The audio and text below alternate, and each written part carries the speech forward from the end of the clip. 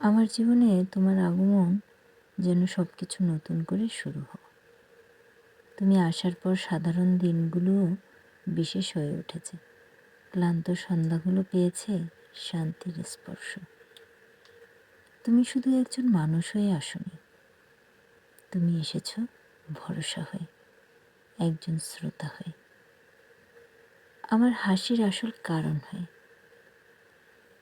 তুমি না থাকলে যেসব স্বপ্ন অধরা মনে হতো, তুমি পাশে আসতেই সেগুলো যেন হাতের নাগালে চলে এসেছে।